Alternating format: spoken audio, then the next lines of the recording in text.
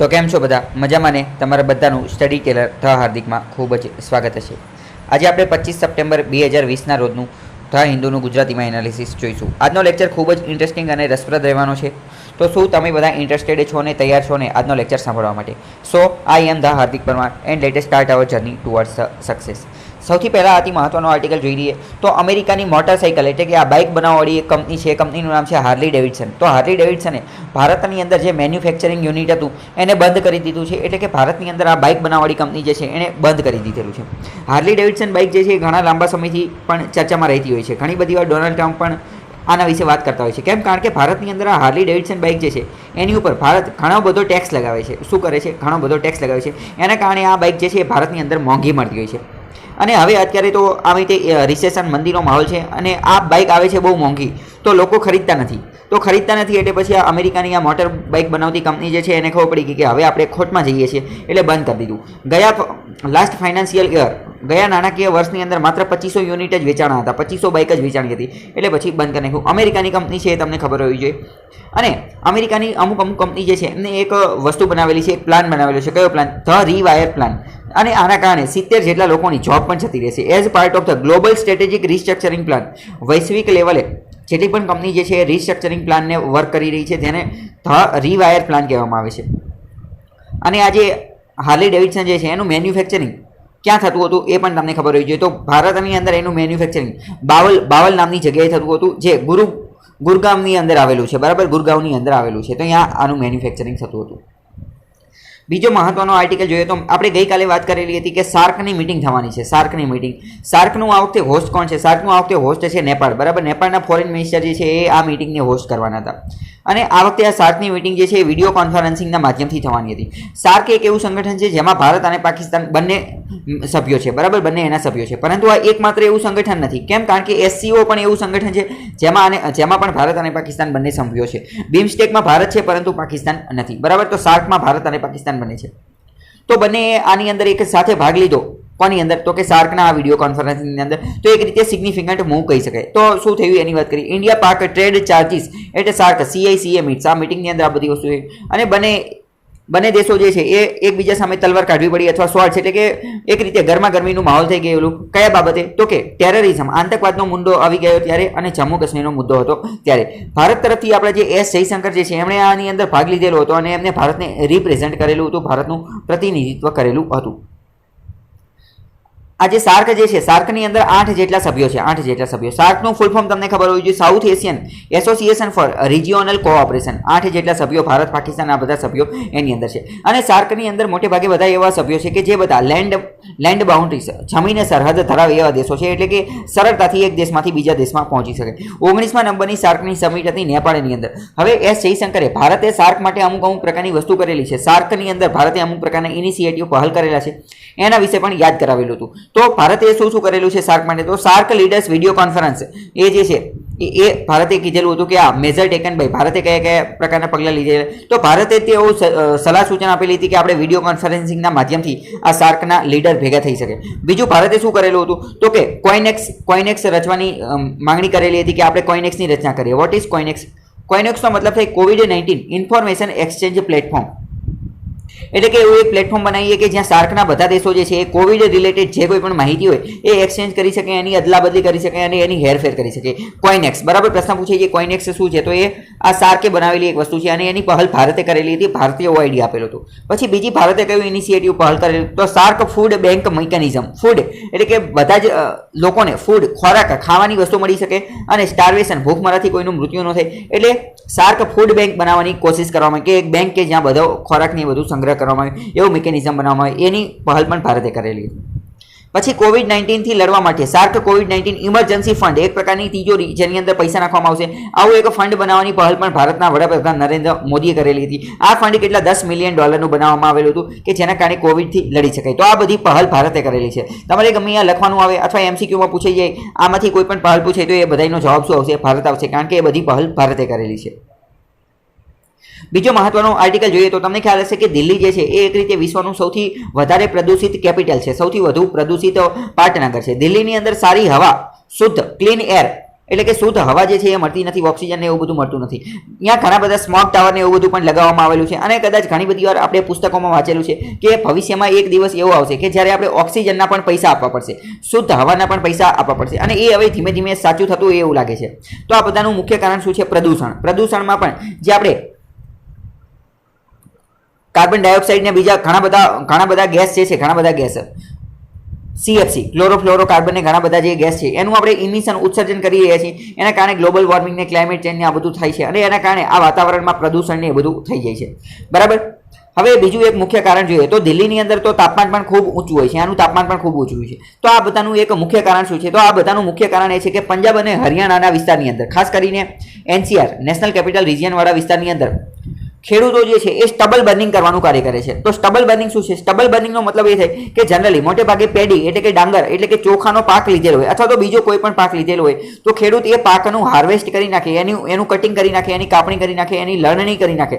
પછી બાકીનું જે વધારાની વસ્તુ બચેલી હોય ખેતરની અંદર, જે વધારાની વસ્તુ જે બચેલી હોય, બરાબર, થોડી વસ્તુ જે થોડા છોડ રહી ગયેલા હોય તો એને કહેવાય સ્ટબલ. એને શું કહેવાય? સ્ટબલ. તો એને હટાવવા માટે ખેડૂતો શું કરે છે? ખેડૂતો એને કાપતા નથી, પરંતુ એને હટાવવા માટે શું કરે છે? ડાયરેક્ટ એને આખા ખેતરને સળગાવી દે છે.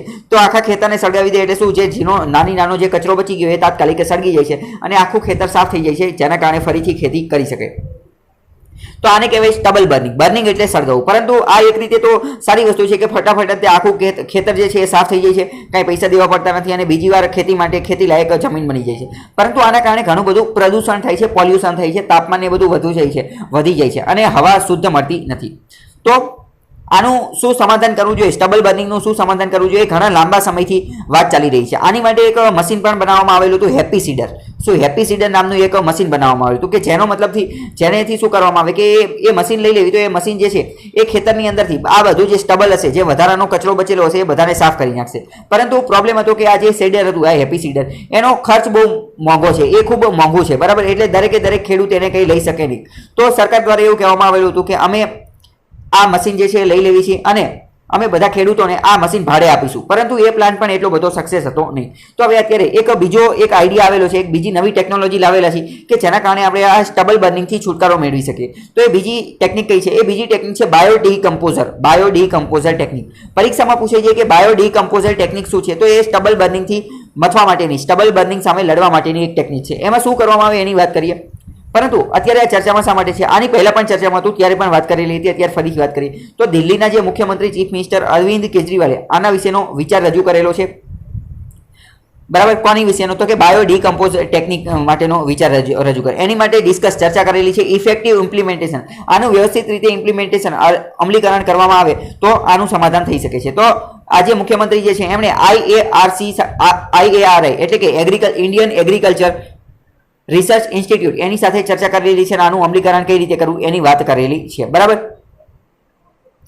હવે આ જે ટેકનિક જે છે આની અંદર શું કરવામાં આવે? આ ટેકનિકની મદદથી કન્વર્ટ કરવામાં આવે એટલે કે ફેરવવામાં આવે ક્રોપ સ્ટબલનો મતલબ કે પાકનો જે વધારાનો ભાગ જે બચી ગયેલો હોય એને ખાતરની અંદર, કમ્પોસ્ટની અંદર કન્વર્ટ કરી દેવામાં આવે. તો આ તો ખૂબ સારી વસ્તુ કહેવાય, કારણ કે ખાતરની અંદર કન્વર્ટ થઈ જાય તો જમીનની ફળદ્રુપતા પણ જળવાઈ રહેશે અને જમીન જે પહેલા પ્રદૂષણ થતું તો એ પ્રદૂષણ તો નહીં થાય, સાથે સાથે જમીનની ફળદ્રુપતા જળવાઈ છે. તો શું કરશે કે ક્રોપ સ્ટબલને કમ્પોસ્ટની અંદર ફેરવી દે. જો પરીક્ષામાં ઘણા બધા પ્રશ્ન પૂછાય છે. પહેલો પ્રશ્ન પૂછાય છે કે બાયો કમ્પોઝર ટેકનિક શું છે, આ કોણે બનાવેલી છે, કોની માટે મહત્વની છે? તો સ્ટબલ બર્નિંગ માટે મહત્વની છે. એ જો એક વાક્યમાં પ્રશ્ન પૂછાય તો એક સારી વસ્તુ છે, પરંતુ વિધાનવાળા વાક્ય પૂછાય તો આવો પ્રશ્ન પૂછાય કે એને કન્વર્ટ શેમાં કરશે? તો એને કમ્પોસ્ટની અંદર એટલે ખાતરમાં કન્વર્ટ કરશે. શેમાંથી કરશે? આની અંદર કેપ્સ્યુલ આવે, બરાબર, લિક્વિડ કેપ્સ્યુલ, એ બધું ખબર હોવી જોઈએ. કોસ્ટ ઇફેક્ટિવ એટલે કે આની અંદર પૈસા પણ એટલા બધા થતા નથી અને એર પોલ્યુશન સામે લડવામાં આપણી મદદ કરશે. આ ટેકનોલોજી કોણે બનાવી? આ ટેકનોલોજીનું બીજું નામ છે પૂસા ડીકમ્પોઝર, બરાબર. પૂસા ડીકમ્પોઝર.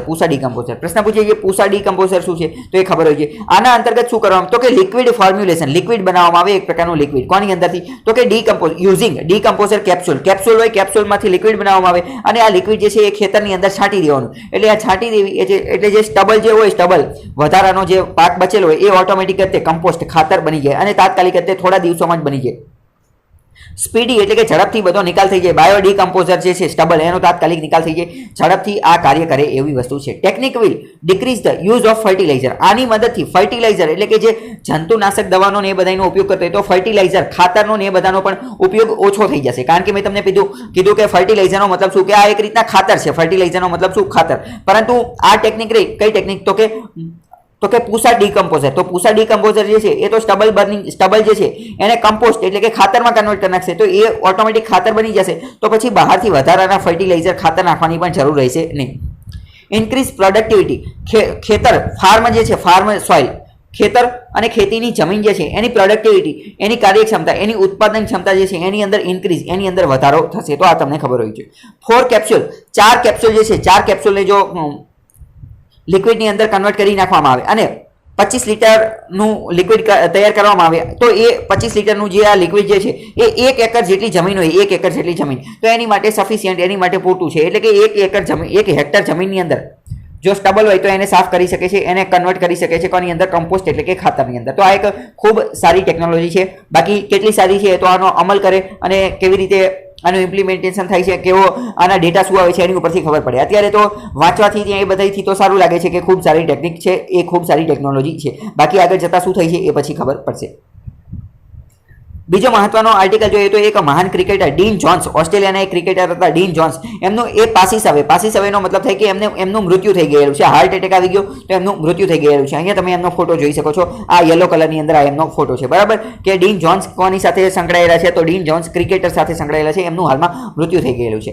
બીજો મહત્વનો આર્ટિકલ જોઈએ તો આરબીઆઈ, ઇકોનોમી સાથે સંબંધિત આર્ટિકલ છે, અર્થતંત્ર સાથે, બરાબર. આરબીઆઈ દ્વારા એક ડોક્યુમેન્ટ રિલીઝ કરવામાં આવેલું છે. આ ડોક્યુમેન્ટ શેની માટે છે તો કે યુબીસી એટલે કે urban cooperative banks. Urban cooperative banks એટલે કે શહેરની અંદર જે સહકારી સંસ્થાઓ અથવા સહકારી બેંક્સ હોય એની માટે. તો યુસીબી અર્બન કોઓપરેટિવ બેંક્સ માટેનું ડોક્યુમેન્ટ આરબીઆઈ રિલીઝ કરેલું છે. એની અંદર શું આપેલું છે તો એની અંદર આપેલું છે કે સાયબર સિક્યુરિટી બેંકની અંદર કઈ રીતે વધારવી.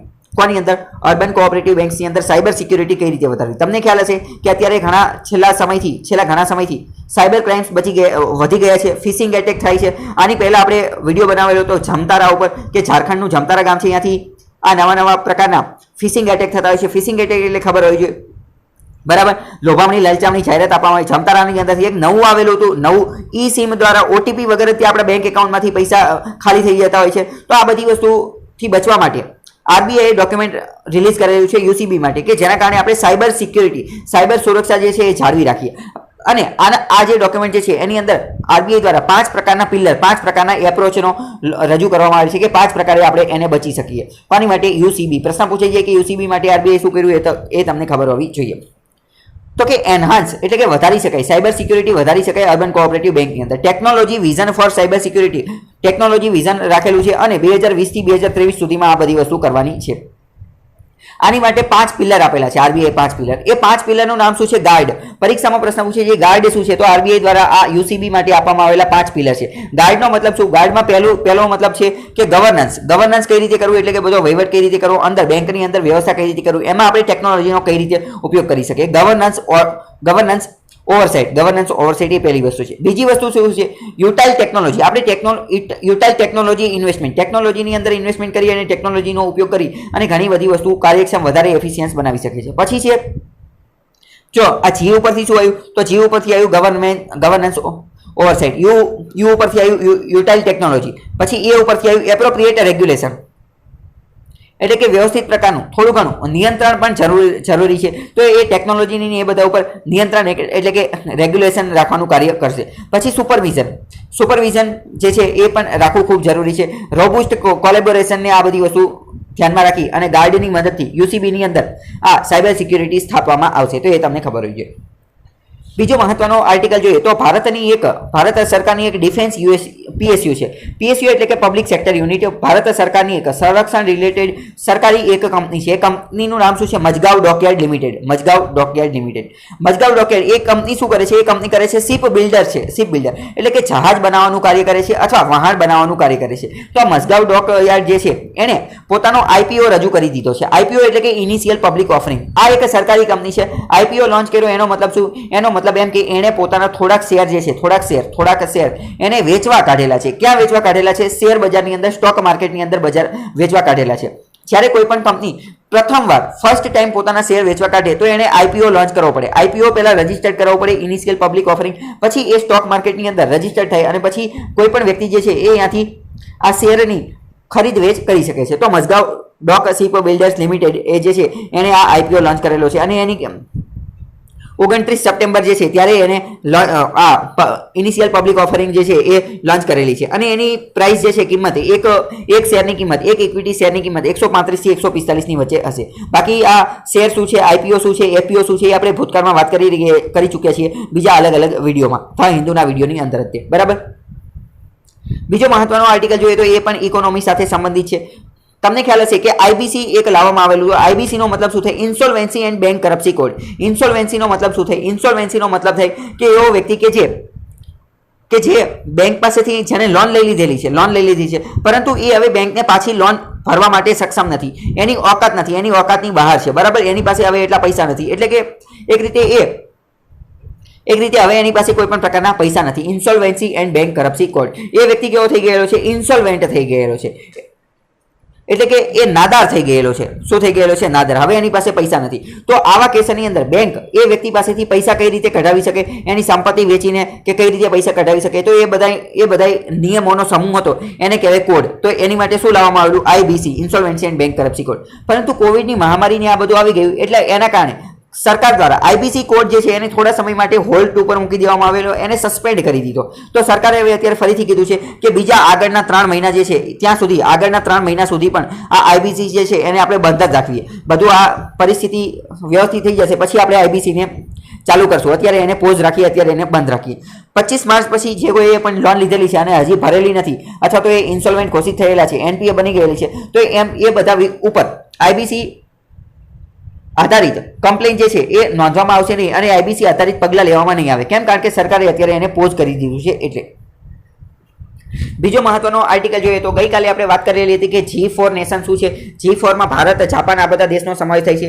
G4 યુએનએસસી નું સભ્યપદ મેળવવા ઈચ્છે છે. તો G4 લોકો જે છે એ આગળ આવી રહ્યા છે. તો એના કારણે ચાઇનાને ચિંતા થઈ ગઈ છે. ચાઇના એક રીતે કોશિયસ એટલે કે ચાઇના ચિંતાતુર થઈ ગયેલું છે. કારણ કે G4 દેશો જે છે એ યુએનએસસી ની અંદર રિફોર્મ, સુધારા કરવા માંગે છે અને આ બધા દેશો જે છે G4 દેશો એ P5 ની અંદર અથવા તો સુરક્ષા કાઉન્સિલની અંદર, સિક્યુરિટી કાઉન્સિલની અંદર પણ પોતાનું સભ્યપદ મેળવવા ઈચ્છે છે. તો ચાઇનાને એ મજા આવેલી નથી, એ તમને ખબર હોવી જોઈએ. બીજો મહત્વનો આર્ટિકલ જોઈએ તો ચાઇનાના ઝિયાનજિંગ પ્રોવિન્સ જે છે ત્યાં 380 જેટલા ડિટેન્શન કેમ્પ આવેલા છે. ડિટેન્શન કેમ્પનો મતલબ શું? ડિટેન્શનનો મતલબ થાય અટકાયત કરવી. ઘણા બધા લોકોની અટકાયત કરી દેવામાં આવે અને એને આ કેમ્પની અંદર પૂરી દેવામાં આવે છે. એક રીતે આ જેલ જેવી વસ્તુ હોય જેમાં પૂરી દેવામાં આવશે. ઝિયાનજિંગ પ્રોવિન્સ વારંવાર ચર્ચામાં હોય છે. ત્યાં ચાઇનાનો એક પ્રાંત છે અને ત્યાં ઉઈગુર મુસ્લિમ લોકો જે છે, ઉઈગુર મુસ્લિમ એ લોકો સાથે ચાઇના એક્સપ્લોઇટેશન, એમનું શોષણ કરી રહ્યું છે, એમની ઉપર વાયોલન્સ, હિંસા આવી બધી વસ્તુ કરી રહી છે, એમનું શોષણ કરે છે. તો આ સારી વસ્તુ નથી. બરાબર. ઉઈગુર મુસ્લિમ ઝિયાનજિંગ તો એ ચાઇના સાથે સંબંધિત છે. ત્યાં આવા ડિટેન્શન કેમ્પ આવેલા છે. ત્યાં લોકોને જો શંકાસ્પદ લાગે તો અટકાયતમાં રાખી દેવામાં આવે છે. 400 જેટલા ડિટેન્શન કેમ્પ આવેલા છે. મેપમાં જોઈએ કે એ કઈ જગ્યાએ છે. તો આ આખો એશિયા છે. અહીંયા ભારત છે, આ ભારત છે અને આ ચાઇના છે. તો ભારતની જે LAC line of actual control અથવા તો લદ્દાખ વાળો એરિયા જે છે ત્યાં તે ઝિયાનજિંગ જે છે એ એની સાથે સરહદ ધરાવે છે, બાઉન્ડ્રી ધરાવે છે, સરહદ ધરાવે છે. બરાબર. અહીંયા તમે જોઈ લો એક મિનિટ. આ ભારત છે અને આ લદ્દાખ વાળો વિસ્તાર છે. તો લદ્દાખ વાળો વિસ્તારમાં તે ઝિયાનજિંગ પ્રોવિન્સ આવેલો છે. બરાબર. પેંગોંગ સો લેકની આજુબાજુમાં છે. તો વિધાનવાળા વાક્યમાં જો એવો પ્રશ્ન પૂછે છે લદ્દાખ અને ઝિયાનજિંગ એ બંને સરહદ ધરાવે છે તો સાચી વાત છે, કારણ કે અહીંયા આપણે જોઈ શકીએ છીએ આ સિલ્ક રોડ ને, ઇકોનોમિક બેલ્ટ ને એ બધા રોડ જે છે એ પણ ઝિયાનજિંગમાંથી નીકળે છે. ચાઇના અહીંયાના મુસ્લિમ લોકો, ઉઈગુર મુસ્લિમ લોકોનું ઘણું શોષણ કરે છે. બીજો મહત્વનો આર્ટિકલ જોઈએ તો ઓડિશાની અંદર એક વ્યક્તિ હતો, એક માણસ હતો, એણે 21 વખત આધાર કાર્ડ કઢાવવા માટે કમ્પ્લેન, આધાર કાર્ડ કરવા માટે ફરિયાદ કરી અથવા આધાર કાર્ડ કઢાવવા માટે અરજી કરી, પરંતુ તેમ છતાં પણ એનું કાંઈ થયું નહીં. પછી આખરે એણે હારી અને લોક અદાલતની અંદર કેસ ફાઇલ કર્યો. બરાબર. તો લોક અદાલત વિશે તમને ખબર હોવી જોઈએ. આખા ભારતની અંદર સૌપ્રથમ એવું રાજ્ય કયું હતું કે જેણે લોક અદાલતની સ્થાપના કરેલી હતી? તો એવું પ્રથમ રાજ્ય હતું ગુજરાત. કયું હતું? ગુજરાતે સૌપ્રથમવાર લોક અદાલતની સ્થાપના કરેલી હતી.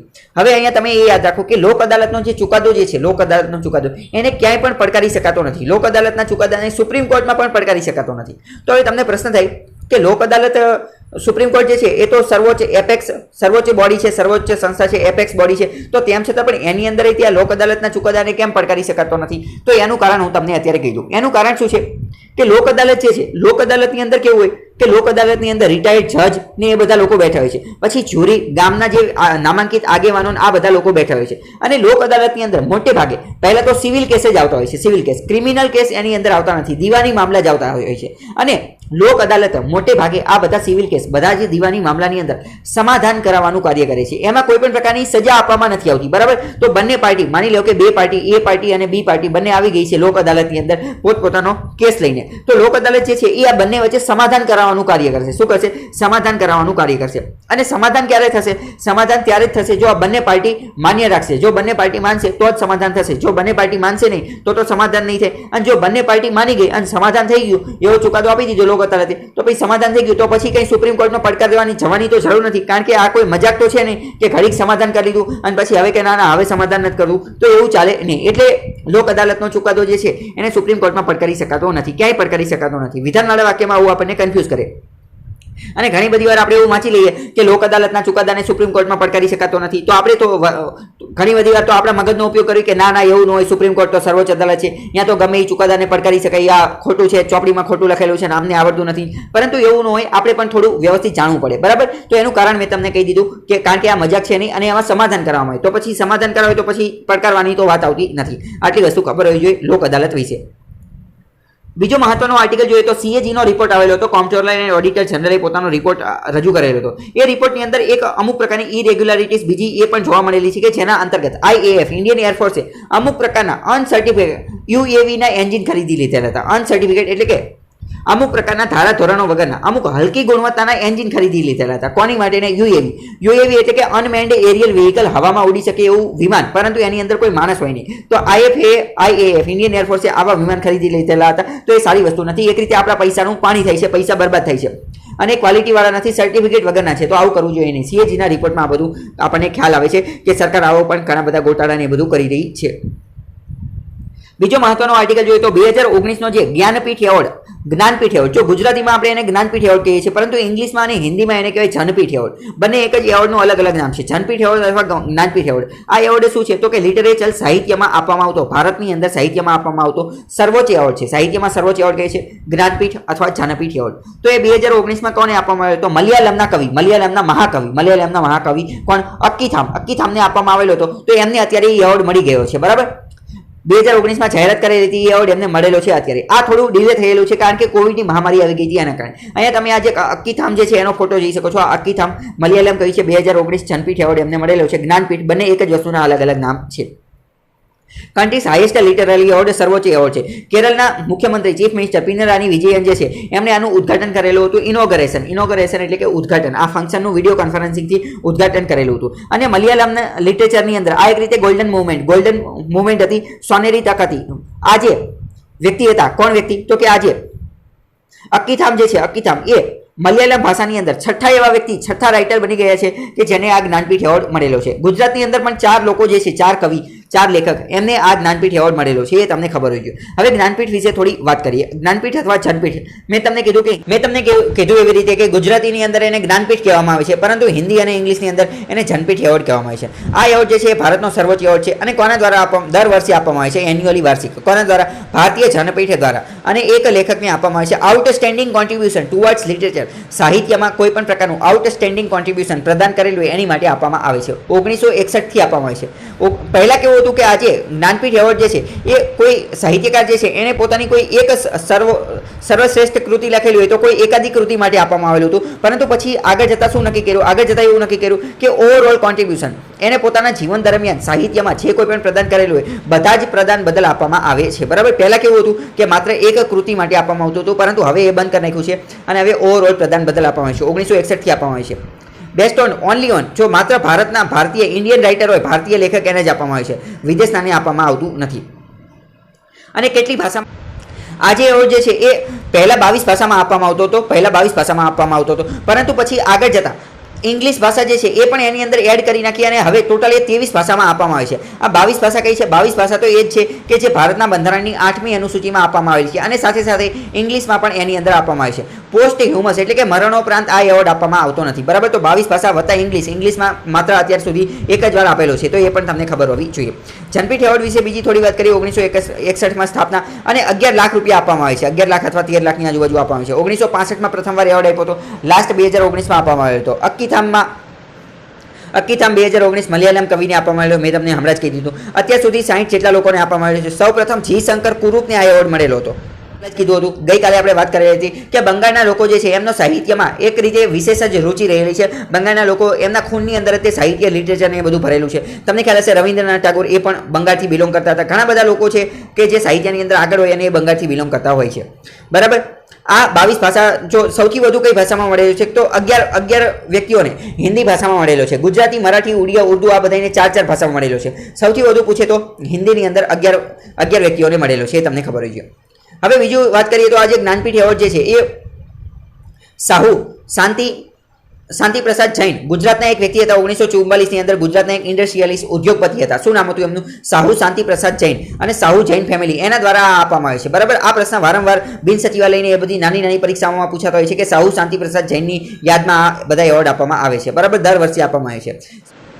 આજે જી શંકર કુરૂપ જે છે એને મલયાલમ ભાષાની અંદર આપવામાં આવેલો છે. આ એવોર્ડ કોની અંદર? મલયાલમ ભાષાની અંદર આપવામાં આવ્યો છે. મલયાલમ જે છે આ ભાષા કેરળની અંદર બોલવામાં આવે છે, બરાબર, કેરળની અંદર. અને એટલે તો અત્યારે આજે આમને એવોર્ડ મળેલો છે. તો એ એવોર્ડનું જે ઇનોગ્રેશન ઉદ્ઘાટન જે છે એ કોને કરેલું? તો પિનરાની વિજયન છે કે જે કેરળના મુખ્યમંત્રી છે એ, બરાબર. તો એ તમને ખબર હોય છે. પછી જો ત્રીજા નંબરનો એવોર્ડ 1967માં જે મળેલો એ ગુજરાતી વ્યક્તિને મળેલો હતો, ઉમાશંકર જોશીને. કેટલા ગુજરાતીને મળેલો છે એ આપણે જોવાની કોશિશ કરીએ. પછી ઉમાશંકર જોશી પછી કોને મળેલો હતો? તો ઉમાશંકર જોશી પછી ડાયરેક્ટ જોઈએ, એક મિનિટ. તો પછી 1985ની અંદર 21મા નંબરનો જે છે એ પન્નાલાલ પટેલને મળેલો હતો. પન્નાલાલ પટેલને જે છે એ માનવીની ભવાઈ માટે મળેલો હતો. કોની માટે? માનવીની ભવાઈ માટે. પછી વાત કરીએ તો પછી 2001ની અંદર 37મો એવોર્ડ જે છે એ રાજેન્દ્ર શાહને મળેલો હતો. રાજેન્દ્ર શાહને, બરાબર. પછી લાસ્ટમાં જોઈએ તો આ 2015ની અંદર 51 નંબરનો એવોર્ડ હતો એ રઘુવીર ચૌધરીને મળેલો હતો ગુજરાતી ભાષા માટે, બરાબર. તો ગુજરાતીમાં જોઈએ તો કેટલા વ્યક્તિને મળેલો છે? એક તો ઉમાશંકર જોશીને, પછી રાજેન્દ્ર શાહને, પછી રઘુવીર ચૌધરીને, અને હજી એક કોણ વ્યક્તિ છે? રાજેન્દ્ર શાહ અને પન્નાલાલ પટેલને, બરાબર. આ 4 વ્યક્તિઓને મળેલો છે. તો આ 4ના નામ તમને ખબર હોવી જોઈએ, બરાબર. જો મેં તમને કીધું કે ઇંગ્લિશ માટે માત્ર એક જ વ્યક્તિને મળેલો છે, 2018ની અંદર 54મો એવોર્ડ હતો અમિતાવ ઘોષને 2018માં મળેલો છે. 2018 પહેલા ક્યારેય પણ ઇંગ્લિશમાં આપવામાં આવેલો ન હતો, બરાબર. 2018માં પ્રથમવાર આપવામાં આવ્યો અને 2019માં તો આ અક્કીથામ જે છે એને મલયાલમ ભાષામાં મળેલો છે. તો આ બધી વસ્તુ તમને ખબર હોવી જોઈએ. હવે અહીંયા તમારે બીજી એક મહત્વની વસ્તુ એ પણ યાદ રાખવાની છે કે આજે મૂર્તિદેવી એવોર્ડ જે છે, મૂર્તિદેવ એવોર્ડ એ પણ ભારતીય જ્ઞાનપીઠ અથવા ભારતીય જ્ઞાનપીઠ દ્વારા જ આપવામાં આવે છે. પ્રશ્ન પરીક્ષામાં એવો પ્રશ્ન પૂછાય છે કે જ્ઞાનપીઠ એવોર્ડ જે આપે છે એ જ સંસ્થા દ્વારા બીજો કયો એવોર્ડ આપવામાં આવે છે? તો એની જવાબ બીજો જ એવોર્ડ છે મૂર્તિદેવી એવોર્ડ, બરાબર. તો મૂર્તિદેવ એવોર્ડ પણ દર વર્ષે એન્યુઅલ વાર્ષિક આપવામાં આવે છે, લિટરરી સાહિત્ય માટે જ આપવામાં આવે છે. હવે જો બીજું અહીંયા મહત્વની વસ્તુ તમારે યાદ રાખવાની છે કે અત્યારે આપણે જ્ઞાનપીઠ એવોર્ડની વાત કરી તો આની જેવો જ એક બીજો એવોર્ડ છે સાહિત્ય અકાદમી એવોર્ડ. સાહિત્ય અકાદમી એવોર્ડ જે છે એ દિલ્હી દ્વારા આપવામાં આવે છે, એને દિલ્હી સાહિત્ય અકાદમી એવોર્ડ પણ કહેવામાં આવે છે. એક વસ્તુ યાદ રાખો કે જે જ્ઞાનપીઠ એવોર્ડ જે છે અથવા જ્ઞાનપીઠ એવોર્ડ એ 22+1 ભાષામાં આપવામાં આવે છે. 22+1 એટલે કે 22 બંધારણમાં ભાષા રહી અને એક ઇંગ્લિશમાં. જ્યારે દિલ્હી સાહિત્ય અકાદમી જે છે એ 22+2 ભાષામાં આપવામાં આવે છે. એટલે તમને કન્ફ્યુઝન ન રહેવું જોઈએ, બરાબર. સાહિત્ય અકાદમી એવોર્ડ, દિલ્હી સાહિત્ય અકાદમી એવોર્ડ દિલ્હી દ્વારા આપવામાં આવે છે, એ 24 ભાષામાં, અને ઓલો જ્ઞાનપીઠ એવોર્ડ જે છે એ 23 ભાષામાં, બરાબર. તો આમાં 22+2 ભાષા કઈ છે? 22 બંધારણવાળી ભાષા, અને 2 જે છે એ ઇંગ્લિશ અને રાજસ્થાની. 22+2 ભાષા કઈ? ઇંગ્લિશ અને રાજસ્થાની. આ તમને ખબર હોવી જોઈએ. દિલ્હી સાહિત્ય અકાદમી દ્વારા એવોર્ડ આપવામાં આવે છે. આ પણ વાર્ષિક એવોર્ડ છે. 24 ભાષામાં આપવામાં છે, ઇંગ્લિશ અને રાજસ્થાની અહીંયા આપેલું છે 8મી અનુસૂચિની, બરાબર. દિલ્હી સાહિત્ય અકાદમી, આ સાહિત્ય અકાદમી ક્યાં આવેલી છે? તો એ પણ દિલ્હીમાં આવેલી છે. એ પણ તમને ખબર છે. એ એવોર્ડ કંઈક આવી રીતનો હોય છે. આનું પણ એક રીતે વિશેષ સન્માન છે. આની પણ એક પ્રેસ્ટિજિયસ મહત્વનો એવોર્ડ છે. આ તમે એનો એવોર્ડ જોઈ શકો છો. અને જે ક્લાસ 3 લેવલની પરીક્ષા પૂછાય તો ક્લાસ 3 લેવલની પરીક્ષા હોય તો એમાં પણ વારંવાર દિલ્હી સાહિત્ય અકાદમીની કૃતિઓ પૂછાતી હોય છે. મોસ્ટ ઓફ જે ક્લાસ 3 લેવલના પેપર હોય જેમાં ગુજરાતી સાહિત્ય પૂછાતું હોય તો 1-2 કૃતિ તો દિલ્હી સાહિત્યની પૂછી જ લીધેલી હોય છે. અને તમને જો ખોટું લાગતું હોય તો તમે જૂના પેપર જોઈ લેજો. આ દિલ્હી સાહિત્ય અકાદમી એવોર્ડ જે છે એ 1954થી આપવામાં આવે છે, બરાબર. 1954થી, એ પણ તમને ખબર હોવી જોઈએ. હવે આજે 1954થી આપવામાં આવે છે અને 1 લાખ રૂપિયાનું એવોર્ડ આપવામાં આવે છે, એ તમને ખબર હોવી જોઈએ. હવે અહીંયા the plaque awarded by Sahitya Akademi was design by the Indian film maker Satyajit Ray જે છે, સત્યજીત રે નામના ભારતના જે ફિલ્મ પ્રોડ્યુસર અથવા ફિલ્મ મેકર મૂવી બનાવવાવાળા વ્યક્તિ જે છે એણે આની ડિઝાઇન બનાવેલી છે, બરાબર. આ પણ તમને ખબર હોય છે. તો આ દિલ્હી સાહિત્ય અકાદમી એવોર્ડ છે. બીજો મહત્વનો આર્ટિકલ જોઈએ તો કેરળ જે છે એણે ફરીથી એક રીતનું ઇનિશિયેટિવ પહેલ કરેલી છે અને બધા રાજ્યને બોલાવેલા છે અને બધા રાજ્ય સાથે વિડીયો કોન્ફરન્સિંગ એ બધાથી અને અમુક રાજ્યના સ્કોલર ને બીજા જે નામાંકિત લોકો એ બધાને બોલાવી અને વાતચીત કરવાની શરૂ કરી દીધી છે. કોની માટે? જીએસટી કોમ્પેન્સેશન આપવાનું છે કેન્દ્ર સરકાર દ્વારા રાજ્ય સરકારને. તો આની માટે શું વ્યવસ્થા કરવી જોઈએ, શું પગલાં લેવા જોઈએ, તો એની માટે કેરળ આગળ આવેલું છે. એણે ઇનિશિયેટિવ પહેલ ભરેલી છે કે કઈ રીતે આ જીએસટી કોમ્પેન્સેશનના પૈસા લઈ શકાય કેન્દ્ર પાસેથી, બરાબર. બીજો મહત્વનો આર્ટિકલ જોઈએ તો ફરીથી અહીંયા વાત કરવામાં આવી રહી છે કે આ 3 ઓર્ડિનન્સ પસાર કરવામાં આવેલા હતા, 3 વટહુકમ, અને એ હવે કાયદા બની ગયેલા છે, બિલ આવી ગયેલા છે, બરાબર. કે એગ્રીકલ્ચર સેક્ટરની અંદર રિફોર્મ લાવવામાં આવેલો હતો. તો પ્રશ્ન અહીંયા એ પૂછવાનો કે will the farm bills benefit farmers, કે આ બધા બિલ આવી ગયેલા, આ બધા જે ખરડા આવી ગયેલા એના કારણે ખેડૂતને ફાયદો થશે કે નહીં થાય, આ આજના ધ હિન્દુની અંદર આપેલું છે. પરંતુ આપણે ચર્ચા નહીં કરીએ કારણ કે ગઈકાલે તે મેં આના રિલેટેડ વિડીયો બનાવેલો હતો કે ખેડૂતો વિરોધ શા માટે કરે છે. એક દેશ એક માર્કેટ, જે સરકાર તો એવું કહે છે કે આના કારણે આ ખૂબ મોટો સુધારો છે, ખેડૂતોને ખૂબ ફાયદો થશે, તેમ છતાં પણ ખેડૂતો વિરોધ શા માટે કરે છે એ બધું મેં ગઈકાલના વિડીયોમાં ડિટેલમાં એક્સપ્લેન કરેલું છે. તો અત્યારે આપણે ટાઈમ પાસ નહીં કરીએ, બરાબર. આનો જવાબ શું છે કે ખેડૂતને ફાયદો થશે કે નહીં થાય એ જવાબ પણ મેં એની અંદર આપેલો છે. તો તમે એ વિડીયો જોઈ શકો છો. એની લિંક હું કમેન્ટ બોક્સમાં પિન કરી દઈશ, બરાબર. બીજો મહત્વનો આર્ટિકલ જોઈએ તો તમને ખ્યાલ હશે કે કોઈ પણ એનજીઓ નોન ગવર્મેન્ટલ ઓર્ગેનાઇઝેશન ગેર સરકારી સંગઠન હોય એને વિદેશમાંથી ફોરેન ફંડ વિદેશમાંથી પૈસા મેળવવા હોય તો એફસીઆરએ અંતર્ગત રજીસ્ટ્રેશન કરાવવું જરૂરી છે. એફસીઆરએ એટલે કે ફોરેન કોન્ટ્રીબ્યુશન રેગ્યુલેશન એક્ટ, જેનું નિયમન કોણ કરે છે? હોમ અફેર એટલે કે ગૃહ મંત્રાલય એનું નિયંત્રણ કરે છે. તો એના વિશે એડિટોરિયલ આવેલો છે, પરંતુ આપણે ચર્ચા નહીં કરીએ કારણ કે ભૂતકાળમાં આપણે આની ચર્ચા કરી રહ્યા છીએ. એફસીઆરએ ફોરેન કોન્ટ્રીબ્યુશન રેગ્યુલેશન એક્ટ શું છે? 2010નો એક્ટ છે. એ બધી વસ્તુ આપણે 7 સપ્ટેમ્બરે ચર્ચા કરેલી છે. તો 7 સપ્ટેમ્બરનો લેક્ચર જોઈ લો. એની લિંક પણ હું કમેન્ટ બોક્સમાં પિન કરી દઈશ, બરાબર. બીજો મહત્વનો આર્ટિકલ જોઈએ તો ઘણા લાંબા સમયથી આ મુદ્દો ચર્ચામાં છે. બ્રુ કમ્યુનિટી, બ્રુ પ્રજાતિના લોકો જે છે એ મૂળભૂત રૂપે મિઝોરમના નિવાસી છે, પરંતુ એ ત્રિપુરામાં એમનું સેટલમેન્ટ થઈ ગયેલું છે. મિઝોરમથી ત્રિપુરા ભાગી અને જતા રહ્યા છે. માઇગ્રન્ટ એટલે કે માઇગ્રન્ટ શરણાર્થી તરીકે મિઝોરમમાંથી જતા રહ્યા છે અને ત્રિપુરામાં રહે છે. તો ઘણા લાંબા સમયથી સરકાર કોશિશ કરી રહી છે કે એમને ત્રિપુરામાં તે એમનું પુનર્વસન કરવામાં આવે, એમનો અહીંયા વસવાટ કરવામાં આવે, પરંતુ ત્રિપુરાની અંદર તે ઘણા બધા લોકો એનો અપોઝિશન વિરોધ કરી રહ્યા છે કે એમને અહીંયા રહેવા દેવા નથી. ખાસ કરીને આ હલમ ને મણિપુરી ગ્રુપ જે છે એનો વિરોધ કરી રહ્યા છે. બાકી આખો મુદ્દો શું છે ઘણી બધી વાર આપણે ચર્ચા કરેલી છે, તો અત્યારે ટાઈમ પાસ નહીં કરીએ. આ નોર્થ ઇસ્ટનો મેપ તમને ખબર હોવી જોઈએ. એક તો જો અહીંયા વચ્ચે જ શું છે અરુણાચલ પ્રદેશ, તો અરુણ નામનો વ્યક્તિ છે. પછી અહીંયા નામ અમી એટલે કે નાગાલેન્ડ, મણિપુર, મિઝોરમ, અને અહીંયા અમે મિત્ર એટલે કે અસમ, મેઘાલય અને ત્રિપુરા. તો એ તમને ખબર હોવી જોઈએ, બરાબર. એવી રીતે છે આ બધું. બાકી તમે આજ માટે આટલું રાખીએ, પરંતુ આ બધી જગ્યાએ જોડાઈ શકો છો.